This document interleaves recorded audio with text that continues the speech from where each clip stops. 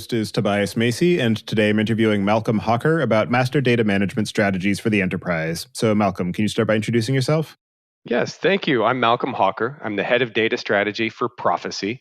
Prophecy is a Magic Quadrant vendor of MDM, Master Data Management Software. My primary job is to serve as an evangelist within the data management community and to bring awareness for the benefits of MDM, why you should care, how MDM fits into an overall data ecosystem, why you need to be thinking about governance as well. I'm sure we'll talk about that in a lot more detail. But at a high level, that is my role with Prophecy. And do you remember how you first got involved working in the area of data? Oh, gosh. That's a great question. Yes, and it was kind of the seminal moment as well. I mean, I had been kind of born and raised in the software development world, and there was always data there. Of course, there's databases sitting under all applications. And I had managed a number of engineering teams that were deploying and managing database software. So I suspect I've always been in data management going across my entire 30-year career. It sounds even crazy to say that out loud, but yeah, almost 30 years. But really, I kind of really dove into the data management space, the data and analytics space, when I got hired as a consultant for a billion-dollar publicly traded company. My SOW, my statement of work as that consultant was really simple. The statement of work said, solve the problem of answering how many customers we have. That was pretty much it. That was the entire SOW. And I was like, man, this is going to be the easiest gig ever, right? I'll go in and I'll help them establish some analytics. We'll stand up some dashboards. I'll connect a few databases. I'll run a few integration scripts and I'll be off to the races. And the client will just be ecstatic. And I figured out rather quickly that it wasn't going to be that easy. That there was a lot more involved to simply answering the question of how many customers do we have, because what I found and what everybody inevitably finds is that, in this case it was B2B, but it could be B2C. It doesn't really matter. Through a B2B lens, it was Acme, Acme Inc., Acme LLC, Acme Co., and we didn't really know if that was one thing or four things. And that was really my appetizer, I should say, into the world of data management. And it's what, believe it or not, really kind of drew me into the space, because I was just fascinated by the ultimate simplicity of the problem and the underlying complexity of the problem. That paradoxical notion of, in this case, MDM, master data management, because what we're talking about is a customer master record. The underlying paradox there just drew me in. I just found it fascinating. And from that point forward, I've really kind of been focused on data management, specifically governance and master data management. Yeah. And even beyond the kind of entity resolution problem, there's also the initial question of, well, what is a customer? How do you define whether somebody is a customer or not? Tobias, I can't tell you how many days of my life I've lost sitting in meeting rooms bickering about that very topic, about how do you define a customer? You think it's so simple, but it's just not, because everybody's got a different view. Right? And marketing will think one way, finance will think another way, legal may think an entirely other way, and they're all right. Every one of them is right through their operational lens, right? Marketing tends to look at things through the lens more of kind of prospects and potential customers, maybe even past customers if they're trying to bring old customers back into the fold. Fulfillment or operations or logistics tends to look at ship to addresses, like the customer is where the goods go, right? Legal tends to look at things through the lens of, well, okay, if things break, who's going to try to sue us, right? And finance will tend to look at things through the lens of rev rec. And again, all valid views, but your comment is spot on, which is, how do you define a customer? And the answer to that question is inherently a governance decision. It's a policy. What you're defining is a policy, but it is intrinsic to a data modeling exercise as well. Right? So if you want to set up a database and start modeling out customer, another thing that you're going to do is you're going to model out relationships that exist as well, right? So that's a join, right? I don't need to tell anybody on this podcast how to model data, but it's, again, simple, but complex, right? And it's those things together. How do I define a customer and what does that actually mean? Well, that's a governance decision. Governance sounds hard. It also is a data modeling and a data architecture question as well. So yeah, it's simple, but it's often not. Yeah, it's funny because it's one of the perennial problems of data, and one of the things that does make it such an interesting and complex space to work in is, if you're working as a software engineer, building a web application, from the kind of mechanical perspective, it's very rote. You can say, this is the right answer because this is the way that the HTTP spec was written. I know that I can do this. I can write some tests for it, and I am done. You work in data, and it's like, oh, okay, I just want to build a customer model. Okay, a customer has a name and an address, and you start to talk to the business, like, okay, here's my customer model. And they say, no, that's not right because they're not a customer yet. Or we also need all this information to determine when they became a customer or how they became a customer, or if they are, a customer of our customer, if you're doing B2B2C kind of a thing. Right. Right. It's complex. And you just touched on it, and I touched on it before. It's not just the individual entity, it's the relationship between those entities. Yep. And which some of those relationships may be nested, right? In the case of a B2B customer, if your customer is Berkshire Hathaway, does that mean you're also doing business with Dairy Queen? Right? Which is a wholly owned subsidiary of Berkshire Hathaway, right? Or conversely, if you're doing business with Dairy Queen, does that mean in theory that you're also doing business with Berkshire Hathaway? So, building out hierarchies and managing hierarchies of customer information is a key part of MDM. That's a part of it. But again, it traces right back into a modeling discussion, right? Previous to what I do with Prophecy, I was an analyst with Gartner for nearly 3 years. I got a lot of questions when I was a Gartner analyst about, okay, what's the right way to model customer data? And the right answer is that you need to understand your business strategy, and you need to understand your business goals, and you need to understand, what you're trying to get out of the data. But it was inevitably a fairly complex question because of the issues of nested relationships and complex relationships that may exist within a given company. You've touched on it a little bit about sort of what master data management is and its role in an organization, but I'm wondering if you can just give your kind of elevator pitch definition of what master data management is when you're talking to somebody who has never come across it before, and some of the overall scope of the activities and functions that it embraces. Yep. At a very high level, master data management is the people, process, and technologies that are required to provide the accuracy, consistency, semantic consistency, particularly needed to optimize the value out of an organization's shared data assets. So the shared data asset part is really important because master data is the data that is used widely across the organization. When I was a Gartner analyst, I would usually visualize this with some form of a Venn diagram, like a 3-ring Venn diagram. And you can imagine right in the middle of that 3-ring Venn diagram, that's master data because it's used everywhere, right? So not everything is master data. Just because something may be important to a specific workflow, important to a specific report, doesn't mean it's master data. Master data is that data that is used consistently everywhere in the organization. So things like, we typically define them through the lens of what we would call a domain or maybe an object, right? Customer, product, location, contract, SKU. The list here can be fairly long. But I've worked with some ridiculously large companies where, for example, their customer master record is fewer than 10 fields. Right? So we're not talking every field of customer data. We're talking the fields that are used ubiquitously everywhere and that need consistent definition, that need consistent structure, that need consistent quality, that need consistent governance policies applied to them. So that if the CEO asks, how many customers do we have?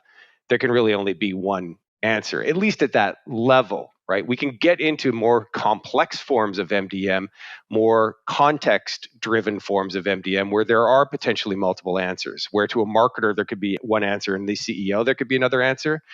And those forms of MDM and those forms of governance exist, but they tend to be fairly rare because the kind of the if-then notion of having multiple answers requires a fairly mature approach to data management that, frankly, most companies lack.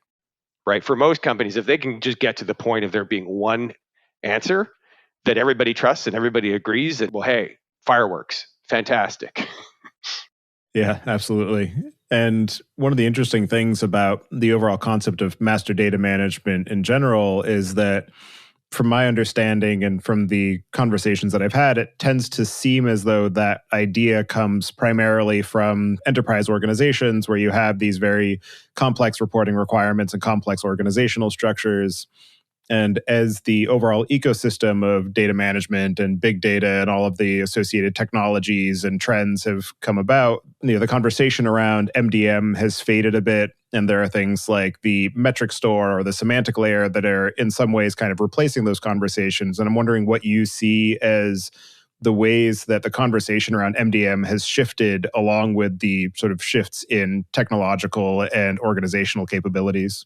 So to the first part about what you were essentially paraphrasing you now is you were asking about, when is MDM relevant, right? Is there a certain size or complexity of an organization where it becomes more relevant, right? And is it more relevant for extremely large enterprises?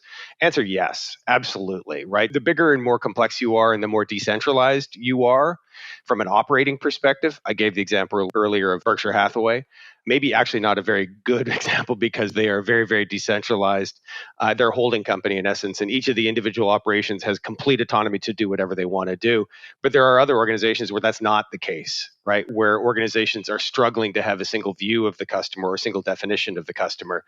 And through kind of natural growth or through mergers and acquisitions or through having a lack of governance or a lack of centralized data management approach or a lack of maybe even office of the CDO, over time, companies have naturally just kind of evolved to different definitions. But as a general statement, I would say the larger the company, the more they tend to have a need for MDM. Is there any sort of cutoff? No, but generally what I've seen in my experience is once companies hit 2, 3, 400 million in revenue, that seems to be about where they start asking questions about MDM.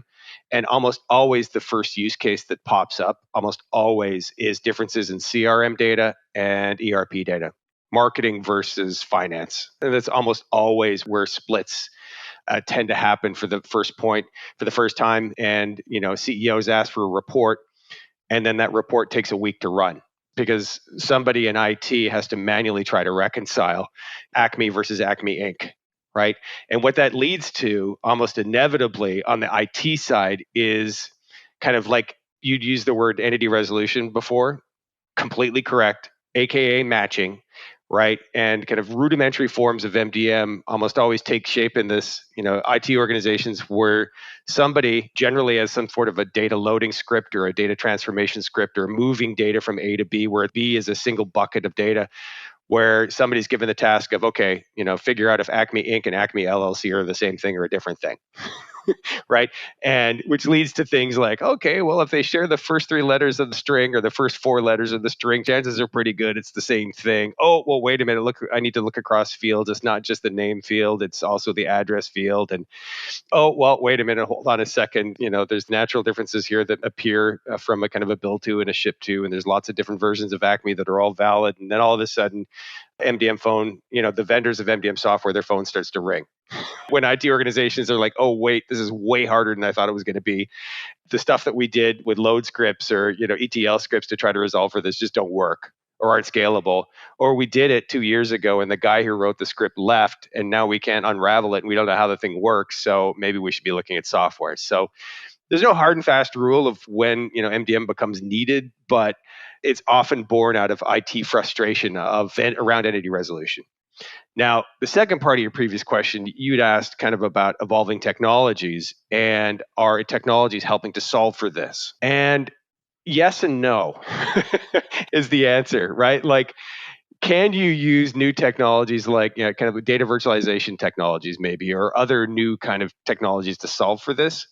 You can try. It's awfully hard though. And the core logic here really comes back to that entity resolution. There's a lot of things that make MDM different, at least from a software perspective. And if you were talking to a Gartner analyst, they would show you something called critical capabilities of MDM. And there's 13 of them that make MDM software unique. There's an ETL capability, there's a workflow capability, there is data governance, there's data quality, right, where you build business rules into the software to say, well, this is when something is accurate and this is when it's not accurate. There's a UI component, obviously, to it as well to allow for data stewards to manually review data and on and on. But, the answer to your question is, can new technologies help? Yes, they can certainly help. MDM software is one of those technologies that makes these processes a little more scalable, a little more configurable for sure, where you can kind of turn some of the dials that are used for matching or that are used for some of the business rules around data management. But when you start talking some of the whiz-bangy stuff like AI and ML, data virtualization, other new technologies, they really have a hard time solving for some of those core problems that I was talking about, particularly entity resolution. Yeah, it's definitely interesting how every technology tries to obviate the ones that came before when they all need to work in conjunction instead of just saying, we're the new shiny thing, this is all you'll ever need. Right. Well, a great example right now are, data warehouses in the cloud. And I won't name any vendors, but there are certain kind of many cloud-based data warehouse technologies that are saying we can enable a single version of the truth. And they absolutely can enable a single version of the truth, but they're going to look at source data and they're going to see Acme Inc., Acme LLC, Dairy Queen, and say, okay, wait a minute, those are probably three different things because they have three different source IDs, right? They may go so far as to run some very basic data quality and understand, okay, maybe some rough similarities there, but these are probably three different things. So I'll put them into three master IDs in my data warehouse, and poof, there you go. We've got a master record, a single source of truth for Acme Incorporated. But then you've got another one for Acme LLC sitting right next to it, and another one for Dairy Queen sitting right next to that. Where Dairy Queen and Acme LLC may actually be the exact same thing. Maybe they changed names. Maybe they are part of the same corporate hierarchy where you've made a decision to say anybody in that hierarchy is part of the same corporate family or shares the same customer ID. Probably not as relevant use case, but you get my point, right? Which is a data warehouse can absolutely be used to establish a single source of the truth. Yes, it can. But does it have all the flexibility and configurability to allow for all the things that MDM software can do? Typically, they don't, right? I had many clients when I was a Gartner analyst ask me, hey, I'm standing up a data warehouse, insert big name here. It doesn't matter, right? AWS, Azure, it doesn't matter. Any proprietary names. Can I use that as my MDM? And the answer almost always was, probably not. Probably not, because they don't have those 13 capabilities that MDM software are purpose built to solve for, to support. So they have one or two of them, right? They've got integrations that are kind of hardwired in. They've got the single repository, and that's a good thing, whether that is physical repository or a virtual repository, one or the other. But do they have stewardship UIs? Do they have complex business rule management for governance policies and on and on? No, they don't. And the same is true with a lot of the source systems. So I used to get asked all the time, hey, we're spending a lot of money on Salesforce.com for a CRM. Can I use that as my MDM? Well, again, probably not, right? Salesforce, awesome tool. It can be a great marketing source of truth. But as an enterprise-wide source of truth, you're probably going to run into a situation where people in finance or legal or operations or logistics or you name it probably don't view that data the same way that people in sales view that data, because Salesforce or any CRM system is purpose-built for sales-centric use cases, not enterprise-wide use cases. Absolutely. And in terms of the overall MDM effort in an organization, who are the people who are typically responsible for that once they do say, okay, this is an actual endeavor that we have to support, we need to invest in it, maybe you bring in a vendor solution to be able to help with that, but who are the people who are actually responsible for making it work and maintaining it over the long run? The textbook answer is that MDM is supposed to be a collaboration between IT and the business, where there is an active collaboration between systems and operations and software, which is the domain of IT, and business rule management. I will just loosely say business rule management, aka requirements. You can call them requirements, but it's all the business rules that would be configured into an MDM for things like, how do I define a customer? How do I define those customer relationships? What are the data quality rules that this system will use, right? When are two records the same and when are they not the same, and on and on. So in a perfect world, there's an active collaboration. There are people on the business side of the house who are defining all the requirements and they're helping define some very basic data governance policies that would be configured into an MDM. Then on the IT side of the house, generally MDM lives within some data and analytics function, right? The same team that is going to be deploying Tableau or Click or Burst, or the same team that has the data science function, the same team that typically would have some data integration functions, data management, data modeling functions. That's generally where MDM lives. Typically, 90% of the time, MDM is being deployed and implemented by consultants. This is a metric that Gartner published in its Magic Quadrant 2 years ago. I don't see any reason why that would have changed in the last 2 years. So consultants are heavily involved here because there's a shortage, if you ask me, of subject matter experts who really know MDM very, very well. particularly within various vendor solutions, whether that is Prophecy, the company that I work for, or anybody else. Consultants can play a very, very important role here because they will have experts who know that software and who can help get it up and running. An MDM team will typically involve some sort of program lead, the director of MDM, that would manage some form of a small team that would generally include some form of an analyst. Can be two forms of analyst, more of a business analyst, somebody that would know the business processes and dive into things like data lineage, business process, how do customer records or product records or whatever records get created. There can be more systems analysts as well, right? The people that tend to understand the back end and who know how to build ERDs and may even know SQL and can help from a systems and operations and deployment perspective. Generally, some form of a data architect involved. Generally, some form of a systems architect involved. And then getting back into the business side, inevitably, once you have the MDM software up and running, there is a need for what's called data stewardship, right? Human beings to manage exceptions. So you'll code rules into an MDM that says Acme Inc. and Acme LLC are the same thing. And you'll say, we'll weight the name 20%, we'll weight the address 30%. So the algorithms that are running in MDM programs are fairly advanced and are getting even more advanced thanks to addition of graph and a few other cool technologies. But the algorithms can only go so far, right? Typically, you will have some humans involved for exceptions where the algorithm says, I can't make a firm determination whether Acme Inc. and Acme LLC are one thing or two things. And I keep using a B2B context here, but it could be gsmith@gmail.com and jeffsmith at gmail.com, right? Whether that's one thing or two things is equally relevant in the consumer and corporate B2C and B2B spaces. Although in the B2C world, the prevalence of email addresses, I wouldn't say it makes it necessarily easier, but email address plus cell phone, there are some identifiers out there that are I won't say persistent, but are more often used. As far as the actual technology solutions, you mentioned that there are these vendors out there, Prophecy being the one that you work for and the one that we'll probably spend most of our conversation on today. And I'm wondering if you can just talk to some of the ways that that software integrates with the data systems of an organization to support and maintain that MDM solution and some of the capabilities that they bring in and some of the ways that you think about kind of selling into an organization and going through that integration and implementation phase. There's really kind of two high-level, what we call styles of MDM. There are analytical styles of MDM, and then there are operational styles of MDM. A great way to think about MDM is that it will be a data hub. These are hubs of data. These are collection points of data where they will sit on top of, logically speaking, on top of source systems of data, right? So to deploy an MDM, you'll set up this hub. Increasingly, these are cloud-based, right? And pick your cloud, doesn't really matter. We can run it in Azure, we can run it in AWS, on and on, where that hub will be collecting data from multiple source systems, right? It'll go collect customer data from a CRM, it'll collect customer data from an ERP, or often multiple ERPs, right? For a lot of bigger companies, they'll have more than one, right? Where it'll be, I'll go get data on customers from ERP1, ERP2, ERP3, often from IT service management type applications like a ServiceNow. Anywhere where there's customer data, the MDM will have an integration to those systems, right? Where it could be a pull of data, it could be a push of data, it could be a Kafka stream of data, it doesn't really matter.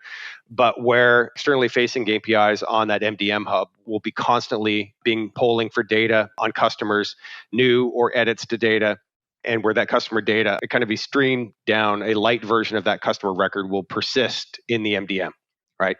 So again, I'd mentioned before, it's not going to be all 200 fields of your customer record. It's going to be a limited number of fields in your customer record that are replicated into an MDM hub. Now, getting back to that notion of analytical versus operational, an analytical MDM really solves the question of a 360 of something. I will loosely use the word 360 of something, right? If your only use case is to solve for a single view of your customers, then an analytical use case is perfect. And all you're trying to do in that case is to tie all of those versions of Acme together under some unifying ID, right? Using a set of business rules that are configured in the MDM where all that data gets pulled into a centralized hub, and then you try to unify all those versions of Acme under some new master ID. and potentially even a master record that just kind of serves as a stub, as a placeholder. Thinking of it more as a kind of a registry where each of those kind of, let's just call them child IDs, are linked to some parent ID in the MDM hub, which will allow you to then aggregate any sort of data associated to those child records in a consistent, accurate, trustworthy way so that you could run a report that says, aha, here's how much business we're doing with Acme Incorporated. So that's an analytical style of MDM where the flow of information is one way from the source systems into the hub, and it dead ends in the hub. And where you could be using that, those IDs and those keys for reporting in your enterprise-wide analytics platform, but where there isn't a bidirectional flow between the MDM and the source and the contributing systems. That bidirectional flow would be more akin to an operational pattern of MDM, where that first half that I described, MDM will pull in the customer records, the product records, the location records, whatever objects that you're focusing on. It will create a new master record for Acme Incorporated or for a product or for a location. And then it can actually turn around and syndicate that data back down into consuming systems. In theory, you could start with 5 versions of Acme Incorporated in a CRM, but once MDM has run its processes, you could merge those records down into a single record and propagate that back into a CRM or back into an ERP with one consistent record. So 2 different styles of MDM, kind of typified versus analytics versus operations, but the first one being relatively simple. I'm air quoting simple here to deploy because you're not merging records. You're not getting into the business of changing any workflows. You're not getting into the business of changing how core applications work. That's more the domain of operational MDM, where you could be actually, trying to inform or enforce business rules within contributing systems.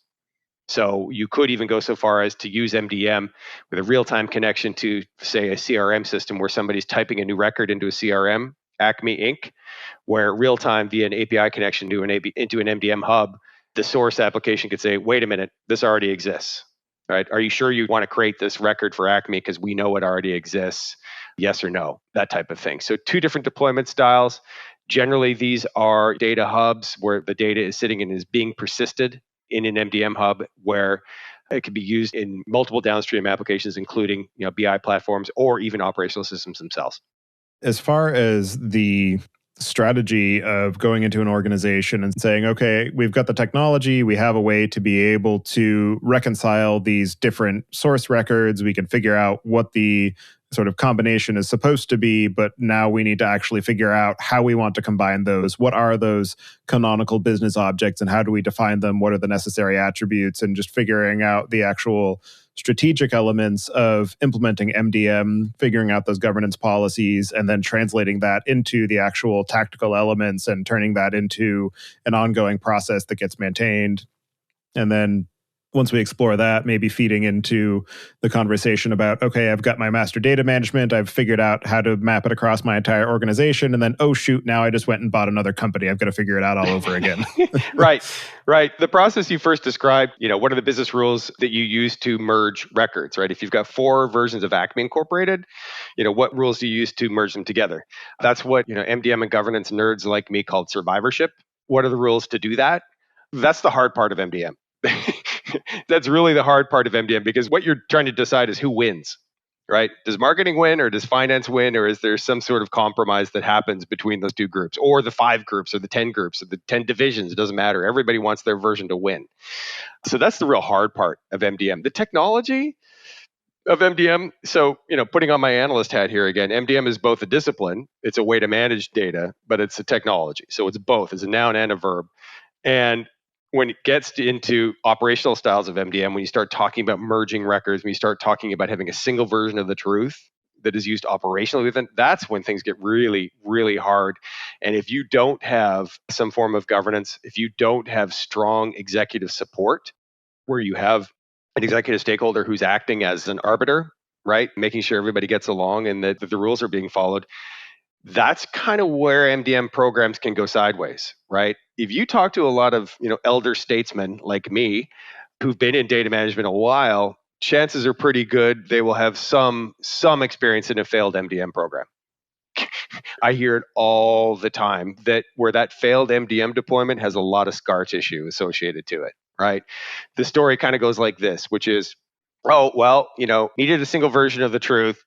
And, maybe our regulator told us to do that in more of a banking use case, or maybe it was our auditor told us to do it, or maybe our CEO told us to do it because we were trying to work towards some sort of, digital transformation type end game. And we hired a consultant, and they came and did a due diligence, and they spent 9 months on the as is, and they spent 9 months kind of cataloging all of our data, talking to all of our stakeholders, and building a business glossary, and detailed understanding of our lineage, and on and on and on. And then by end of year one, we had a new CIO, and they got frustrated with the lack of progress on MDM, so we shelved it. I mean, like that, I hear that stuff all the time. And I used to hear it when I was an analyst all the time. And that's kind of like typifies the what not to do on an MDM deployment, right? Because when the consultants descend, they're used 90% of the time. So don't get me wrong. You're probably going to get some value out of consultants. You're probably going to need their help. But there is a little bit of a vested interest there for the consultants to make this a pretty big program, right? Because when they make it a big program, they get paid more. Right. And so how do you find a balance, right? If you've got a need for MDM, if you have been given a mandate by your management to come up with a single version of the truth, or a single view, or a 360 view of customer, just be very, very careful that you avoid scope creep, and that you avoid trying to take a kind of a big bang approach, that you avoid a lot of the kind of the key pitfalls that often send MDM programs sideways. And I touched on a couple of them, right? One is having too big of a scope, right? Don't try to break all of your data silos all at once. Just break a couple data silos, like break 2 or 3, right? Be very focused. Take like an MVP, minimum viable product type approach to taking a limited scope approach here, and get something off the ground quickly. So don't try to boil the ocean from a scope perspective. That's one kind of key to success factor. Another is to have that executive support we were talking about. So critical. You need somebody in your corner from an executive perspective. Third part is don't cut corners on governance. You need the business engaged. You need them to help define customers and customer relationships. You need them to help with stewardship. So don't cut corners on that. Number 4, know what your expected business outcomes are. I can't tell you how often I would get on the phone when I was an analyst with IT leaders, and I would ask, and they would say, "Hey, Malcolm, we want to do MDM. We got executive support," and they sign the checks, and they're excited, and we're ready to go. And I'd ask the question, "Well, why?" "Well, because our data is bad, right? Our data is bad, and we've been given a mandate to fix the data." It's like cold hard truth that I learned very, very early on in the data and analytics space. Nobody cares really about bad data other than IT people, right? For data people like us, it pains us to see bad data, right? Like it causes like an antibody response. It's like, we got to fix the data, right? What don't you get? We got to fix the data. But then on the business side of the house, they're like, hey, we're hitting our sales quotas, right? We're shipping the goods out, right? We're selling what we need to sell. We're hitting our numbers, and you're telling us the data is bad. One of the hardest lessons I learned, I walked into a CFO's office to try to get funding for an MDM program, and I put together what I thought was a business case. This is MDM dependency number 4, have a business case. I thought I had a business case, walked into the CFO's office, and he looked at it, and the business case was all about fixing the data, right? Reducing our duplicate rate, eliminating null fields on customer records, eliminating malformed fields. And it was all data quality centric. And those things are important. But the CFO looked at it and said, we're a publicly traded company. I got Deloitte in here 4 times a year auditing my books. They say our data is good. My chief revenue officer says the data is good. Our logistics people say the data could be better, but we're still delivering most of the goods and everything's fine. And you're telling me everything's bad. So who am I supposed to believe, right? Am I supposed to believe all those other people, including my auditor, or am I supposed to believe you, right? I went back to the drawing board and I said, okay, wait a minute. I need to look at this a different way. I need to look at this through the lens of, can we sell more, right? Can we reduce our costs? Can we improve our customer experience, right? And when I did that, I built a business case for MDM strictly on cross-sell, upsell. That was it. That's all I did. For scope number 1 is I forgot there was other things that we needed to fix as well. But all I did was I went to a third-party data provider. I bought information about corporate hierarchies, and I loaded it into a limited stripped-down data hub. And I did some entity resolution on that data, and I was able to show people in sales that we were selling to division A of a company, but we weren't selling to division B. And I didn't even use the word governance. I didn't use the word data quality. I didn't even use the word MDM. I just said, hey, we ran this report that showed where you could be selling more. Does this interest you? Of course it interests me. Aha, eureka. I've got funding for MDM.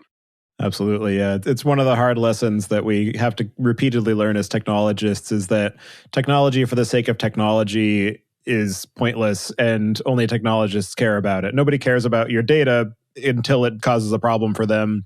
Nobody goes to your website because of your beautifully written software. They go because it solves a need for them. Like, they don't care how magnificent your middleware layer is because they're never going to see it and they never want to see it. If they do see it, then you've done something horribly wrong.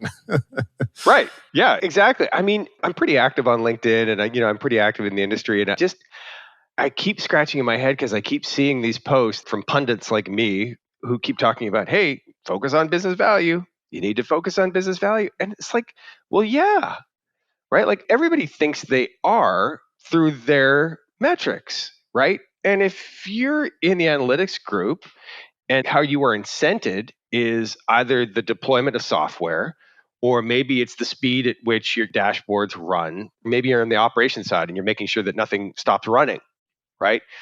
That's what being customer centric is to you.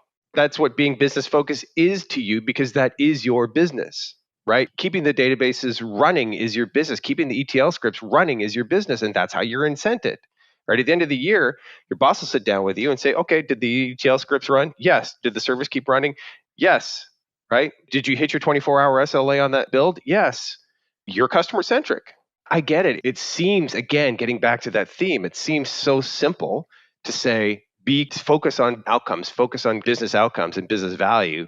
But when you're in IT and business value equals those things that I was just talking about, you think you're hitting the mark. So I don't know. I think maybe as data leaders, data management professionals, maybe we need a different lexicon. Maybe we need, a different glossary to describe this stuff. I'm not sure. I don't have any magic answers, but yeah, I get a chuckle a lot of these there's a lot of finger waving on LinkedIn, about, hey, focus on business outcomes, and shame on you for not focused on business outcomes. But if you ask most people, they'll tell you they already are. Taking that wonderful conversation and going in completely the opposite direction now, I'm interested in digging into some of the kind of technical and data modeling considerations of when you're building an MDM solution. So you say, okay, I've got this platform. I'm going to be able to, do the entity resolution for these attributes. How do I think about modeling these different domain objects and the data records? Is it primarily a relational exercise? Is it a graph exercise? You mentioned that graph technologies is something that are being brought into more of these MDM solutions. So as somebody who is working at the data layer and, I'm responsible for making sure that all the source systems are staying up to date and that I'm cleaning things appropriately and I'm managing my data quality, I'm feeding that into my MDM solution. How do I want to present all of those records to that MDM platform to make sure that I'm modeling things appropriately so that those business users can obtain that value from these, beautifully modeled records that nobody else will ever care about? Yeah. So there's a few questions nested in your question. Let's start with the data modeling. And then there was another question, really kind of relational, non-relational, and where are things going? What are they? The answer to the question of, relational, non-relational is yes.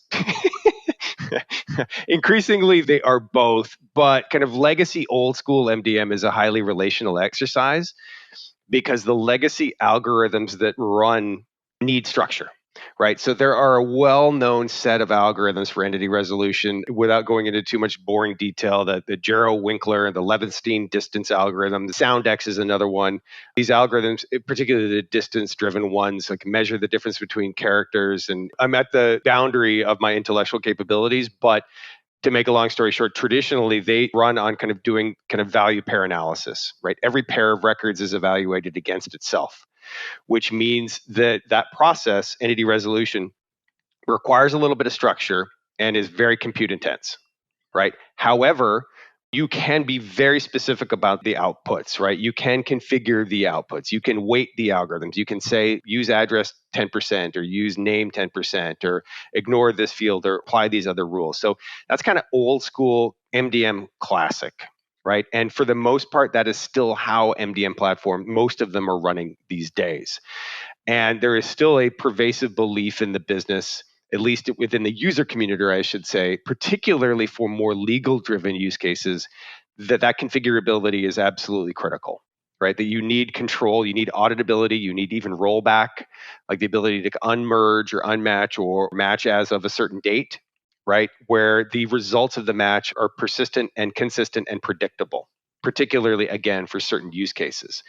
This is still how most MDM processes are running these days, and most MDM platforms utilize that form of matching, where again, kind of born out of more legal or more well defined use cases. There is a growing use of graph in the space where there's a growing focus of trying to merge kind of that relational driven, compute intense world with non relational, graph driven, relationship driven, node driven approaches to matching. Now, nobody has really kind of figured out how to bring these two worlds effectively together. What's being done now is really kind of more of a waterfall type approach where graph driven matching or graph driven entity resolution, which is still very, very early, by the way, from the perspective of kind of its technological maturity. You're on pretty cutting edge ground here in terms of like graph based entity resolution. But where I see things going is that there could potentially be kind of a waterfall type approach to entity resolution where it's a first pass or maybe a second pass, right? Where you use graph for a first pass to support more marketing centric use cases where close enough is good enough, right? Where you're not going to get sued if you get it wrong, or you're not going to break any rules or regulations or be non-compliant if you get things wrong. Where, again, it's a marketing driven use case where close enough is good enough. And if you send the wrong email or the wrong offer to the wrong person, well, not optimal, but you're not going to get sued, right? So I could easily see a world where graph kind of gets integrated into this space where you have both non-relational processes that are running and relational processes that are running in the background. What I just described is kind of a bit of a next gen type approach to MDM. There's not a lot of vendors that are really kind of doing that yet for a lot of different reasons, mostly because kind of graph-based entity resolution is still pretty new.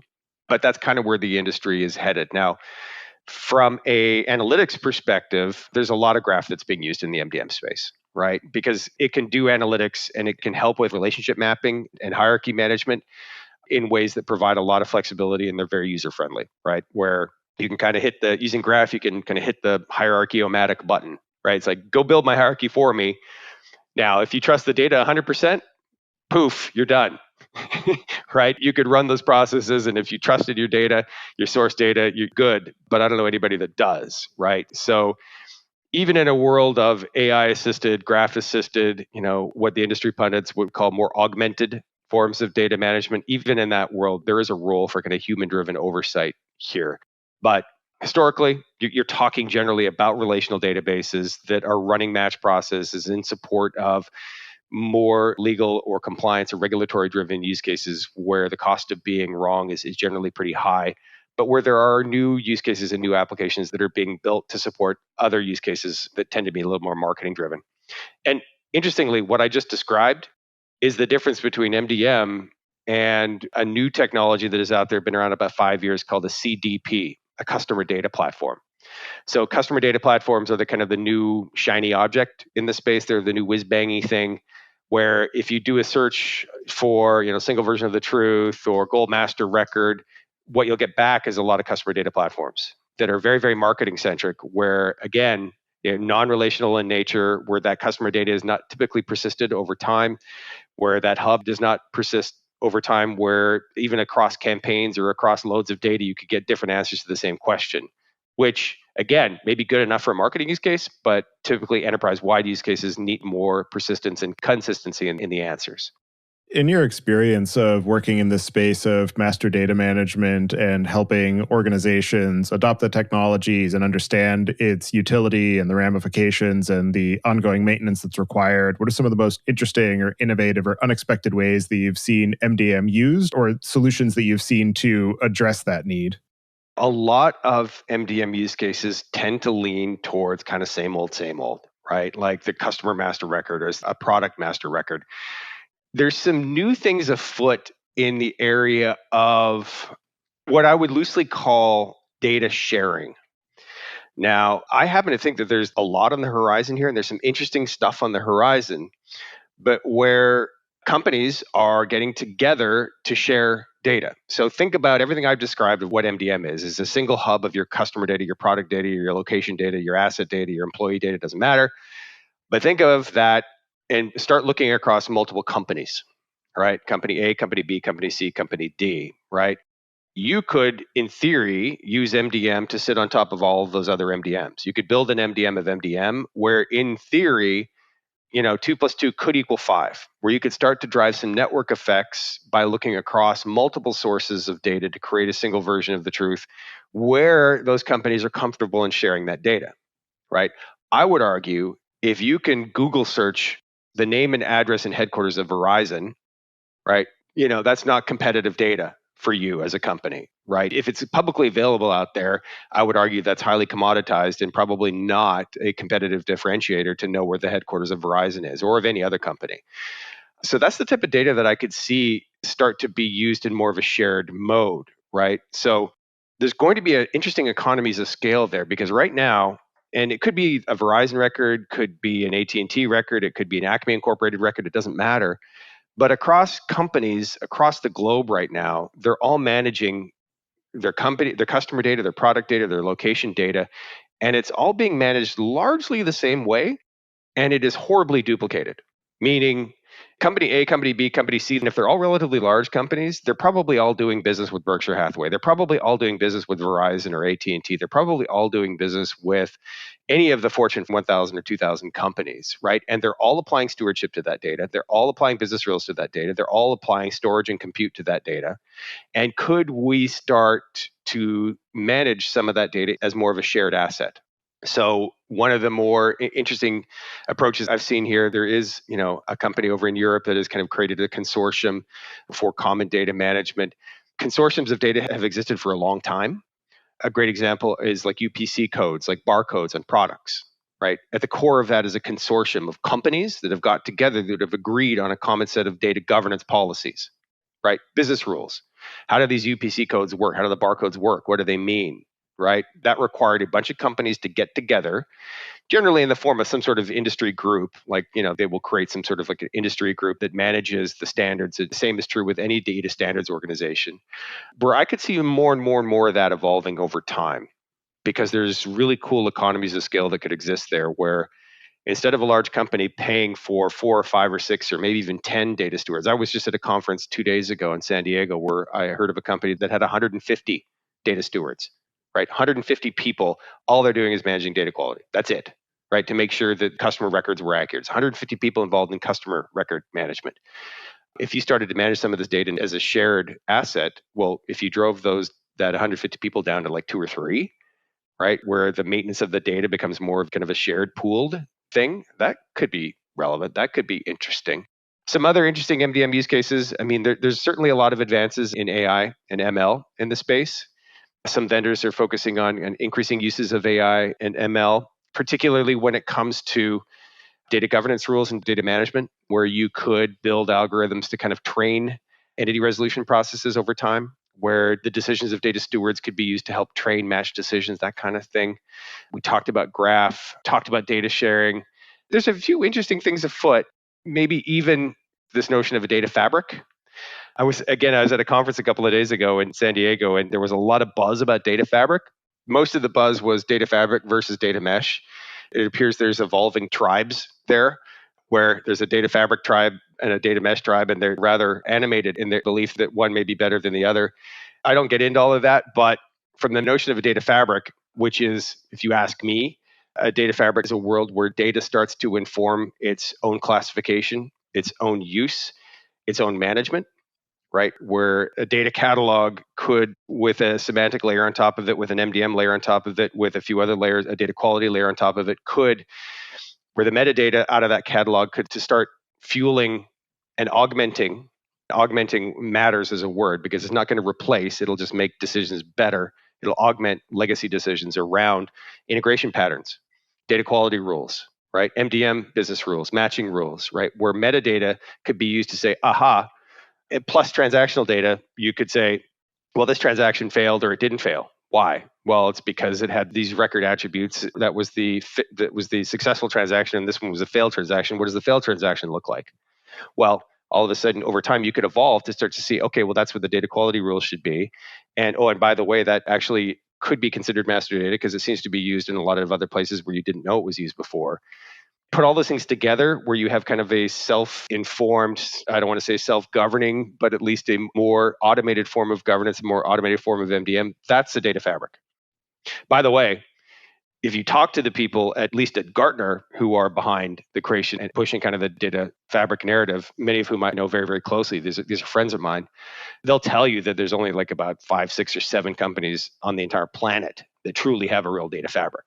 So this is, 5 to 7 years from mainstream. There are vendors out there that are saying data fabrics exist. Most Gartner analysts and ex-analysts, including myself, would disagree with that. But MDM will play a key role in data fabrics going forward. In your own experience of working in this space of MDM and helping your customers now that you're at Prophecy and working with organizations when you were an analyst, I'm just wondering, what are some of the most interesting or unexpected or challenging lessons that you've learned in the process? Oh boy. Never assume that your definition is the same as somebody else's definition, right? Never assume that. Like, it's a mistake to assume that the way that you look at customer, the way that you look at product, or that the way that you look at employee is the same as anybody else. That's certainly a lesson I've learned. Never underestimate the power of a strong business partnership. I would take a partnership with a motivated, engaged senior director or VP who has budget over a CEO or a CIO saying we need to do something because we need to do something, right? I've seen a lot of situations where checks get cut and a CIO or a CEO says, we got to go do this, fix your data quality or do MDM. And then 9 months later, everything has gone sideways. But if you've got somebody in an operational role who is responsible for, selling stuff or delivering stuff or making stuff, and if you've got a good partnership with them and they are motivated and they've got a lot of pain and they want to work with you to solve for this, that's worth its weight in gold. That is absolutely worth its weight in gold. So that's another lesson. A third lesson is scope, scope, and scope. And did I mention scope? When it comes to MDM, do not try to boil the ocean. Keep your scope limited for a first launch. Get something out the door that delivers some value quickly and break 2 or 3 silos, but don't break 15. You may have 15 ERP systems and that hurts. I get it, but break 2 or 3. And again, go back to find those operational leaders who have acute pains, and you'll tend to know who they are because they're the ones that are complaining the loudest. That's certainly a lesson, is just to manage for scope. And the last one I learned is this is not about domains. It is not about domains, right? I used to ask, I was an analyst, what's your focus, right? How are you going to manage your scope? Well, we're just going to focus on customer data. That's how we're going to limit our scope. We're going to focus on the customer domain. And I'd take a deep breath and I would say, you're not limiting your scope. Customer data is everywhere, right? That's a false sense of security when it comes to scope management. And by the way, nobody within the organization has any sort of incentives. Nobody is paid on domain. People are paid on processes, right? Selling more, delivering it faster, making it faster, reducing our fuel costs. That's how people get paid within the organization. That's how they make their bonuses. And that's what you need to attach MDM to. You need to attach your MDM to one of those things, not a domain. Because again, just like nobody cares about data quality, nobody cares about domains. Most people don't even know what that means in the organization, by the way. And you could change it to object if you want. They don't know what that is either. So focus on a business process and say, okay, I'm going to enable my chief revenue officer to cross-sell. That's it. Boom. Right. And I'm not even going to do it for every division or every product line or every SKU. I'm going to do it for a very limited subset of our products. Then what I always heard when I would say that to my clients is that's multi-domain, right? Because then I have to master some product data and I have to master customer data. I may even have to master contract and maybe even location. I was like, yep, you will, but keep it limited to sources, keep it limited to the systems that you're integrating with. And yes, you'll cross domains, but your chief revenue officer or your chief product officer will be able to tie right back to what you've done. They'll be able to point a finger and say, you know what? We were selling X before and now we're selling Y. And we're pretty confident that the only reason why we're doing that is because of this MDM thing. But when you're focused on domains, it's like, I don't know if it moved the needle or not. I don't know. So if you focus on process, you're in a good place. Yeah, I'd say that's a valid lesson, regardless of whether you're talking about MDM or just, business analytics and data management writ large. Exactly. Yeah, I mean, what I just said could be you're responsible for a data quality project, or you're responsible for turning up analytics. You're deploying a Tableau for the organization. right? Everything I just said could be applied to all of those use cases. Absolutely. And so for people who are trying to figure out how to gain better visibility or better understanding of their organization, what are the cases where MDM is the wrong choice and it's actually too heavyweight and maybe they should just go and, buy the latest metrics layer or, use some of those AI technologies that will do an entity resolution for you? It's a good question. Sometimes I worry that I'm an MDM hammer, right? And all I see are MDM nails, right? I think really the question you just asked is not whether companies need MDM. I think the question is whether they need MDM software because it's not cheap, right? Even though the prices are really coming down and you can get enterprise class solutions like Prophecy and others for like sub six figures, right? I'll stop selling. But the prices have been coming down. But there's still, for some smaller companies, I think you could ask the question, okay, wait a minute. Am I going to spend 100 grand on MDM software? Plus, I'll probably spend double that on consultants to get it up and running. So I'm all in for $250,000 probably. And I've got a problem, right? I don't have a single view of the customer, or my customer reports are inconsistent, or whatever some of those pain points are. Even small companies can have those problems. So I think the question is not whether you need MDM, because let's not forget MDM is a discipline first and foremost. It's a way of managing data. It is a way of making sure you have consistency, quality, accuracy, right? The structure for your core shared data assets so they can be used widely. Chances are pretty good you need MDM as a discipline, but you can do MDM in Excel. Yeah, I said it. You could do it. Are you going to have real-time back and forth integrations with source systems? No, but if you wanted to build a customer 360, you could bring data out of a few different source systems, drop it into even an Access database and run some basic business rules against it to try to link everything together, right? It's going to be a little brittle. It won't be that scalable. Maybe in time you'll migrate to some form of MDM software, but you may still be able to drive some significant business value by saying, aha, here's our customer 360 report that we couldn't do before. When you layer in like some third-party data services out there, particularly in the B2B world, the B2C data providers tend to be fairly expensive. Well, so do the B2B providers. But if you're in B2B mode and you've got, let's say, 50,000 customers and you don't feel good about the accuracy of the data, and you've got some badly duplicated data, you lack a single version of the truth or a single customer identifier, there are providers out there that you can bounce that data against, use their match engines, right? Use their, what they call reference data, and pretty quickly and relatively affordably, using Excel as a source, have some form of a customer 360 up and running pretty quickly. So I would argue most companies need MDM as a discipline. Do you need MDM software? Is the MDM software too thick for you? It might be. If you've only got, a few thousand customers, 2,000, 3,000, 4,000, 5,000, MDM software may be too thick. Yeah. But chances are you still have some use cases that need that consistent approach to the data management side of it. Are there any other aspects of master data management and the strategic and technical elements or the ways that you're approaching it at Prophecy that we didn't discuss yet that you'd like to cover before we close out the show? Yeah, thank you. This is the kind of the opportunity to sell a little bit. Prophecy is enterprise class MDM software. We are on the Gartner MDM Magic Quadrant. We are a challenger in the quadrant and have been making significant progress over the last few years. We were one of the fastest growing last year. Where we differentiate, where Prophecy differentiates, is time to value and simplicity of deployment, which are two of the biggest challenges related to MDM. Going back to the story I told a while ago about, paying a ton for consulting fees over a year and then getting nothing to show for it. So Prophecy really focuses on being fast time to value and easy to deploy, right? So we run natively in any cloud, but we're particularly good in the Azure cloud, where we actually have an integration to Purview, which is Microsoft's data cataloging solution. We're in the marketplace, so you can be like up and running, platform as a service literally in minutes, right? Where you don't have to worry about deploying servers necessarily or procuring hardware, where, if you've got your data in the Azure cloud or any other cloud for that matter, Prophecy is exceptional about getting up and running very, very quickly. That is like so different than it was even just 2 or 3 years ago, where, getting MDM up and running was a challenge in and of itself. So our software can be up and running very, very quickly. Now, the hard part of MDM is those business rules that we talked about, and those will take some time to configure. So it's not like you just turn it on and it magically runs on its own. Getting back to our very early conversations about how to define a customer, So there are decisions that need to be made, and there are business rules that need to be configured into the software. It just doesn't run magically on its own.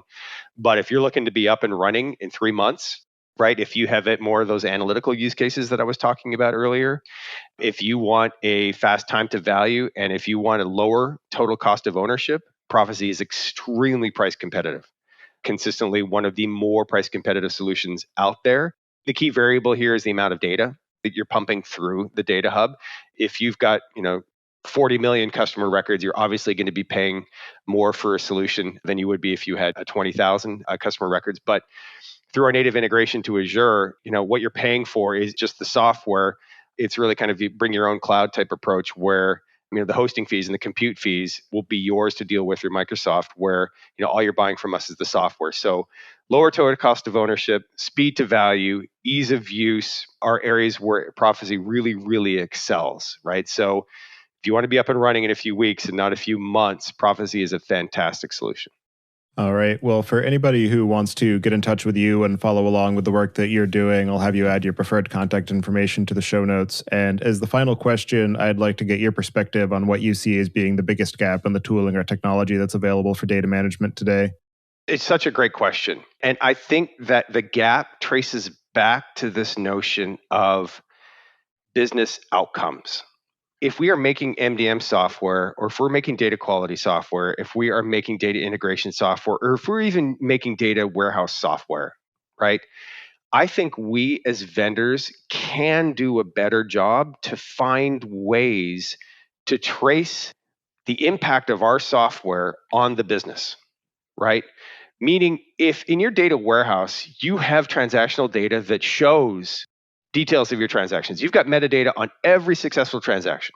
You've got data around every detail, every nugget of the customer experience. You've got data around what people clicked on, what they didn't click on, and on and on and on.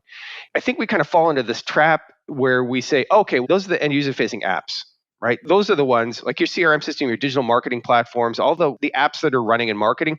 Well, those are the ones that are going to optimize the customer experience. And those are the ones that are going to optimize our product pricing or our messaging or the speed or the cadence of our marketing campaigns or all the stuff that touches customers, right? And I think we, within the data management space, particularly software vendors, could do a better job to reach into that world.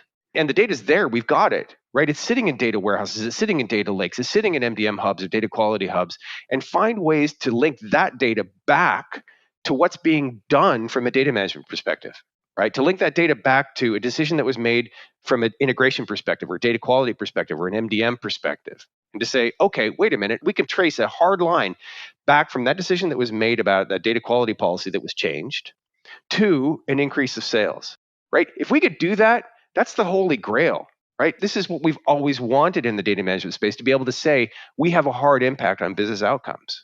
But we kind of wash our hands and we just say, okay, well, that's the domain of the business apps, CRM systems of the world. The list here is very, very long, right? They're responsible for that, right? But I think we could do more to find ways to link what we do in data management to actual business outcomes. Because if we can do that, then we're able to show the ROI of data management. Then we're going to get the business attention. Then we're going to get the investment. Then we're going to get people. For right now, where we are is, hey, invest in us, please, right? You need reporting. So, and you need visibility. So you better invest in reporting. Or you need better data. You should invest in MDM, right? I think we can go farther. And I don't have all the answers there, but the data's there. That part I know. All very true. And it definitely is reflected in kind of the way that the industry is trending, where in the, early to mid, 2000s and 2010s, it was all about big data, just collect everything all the time because maybe it'll be useful. And now being very much more intentional about what is being collected and how it's being applied, both because of regulatory risks, but also because of organizations being more cost conscious and more of the sort of small to mid-sized businesses starting to adopt those capabilities, and they don't have these massive, cash troves to throw at this investment in the hopes that someday it will be valuable. Yeah, well, and the companies that did, for a lot of them, that spent millions and millions on standing up Hadoop clusters, many of which are still running and are driving some value, don't get me wrong, but for a long time there, for a lot of companies, big investments in Hadoop were, the glib metaphor that I use here is that they were creating a whole bunch of questions or a whole bunch of answers that were desperately seeking questions. Absolutely. Right? It's like, hey, we found this anecdotal insight about ABC. Hey, business, did you know? Absolutely. So, how do we avoid that? How do we go from we know you care because we've got the metadata to show that you care? Awesome. Well, thank you very much for taking the time today to join me and share your experience and perspective on the overall space of master data management. It's definitely a very fascinating area, and it's always great to be able to dig into it with somebody who has such deep knowledge and experience in the space. So I appreciate all of the time and energy that you've put into helping to support that ecosystem and to share it with us today. So thank you again, and hope you have a good rest of your day. Thanks, Tobias. Really enjoyed it. Same to you. Talk soon.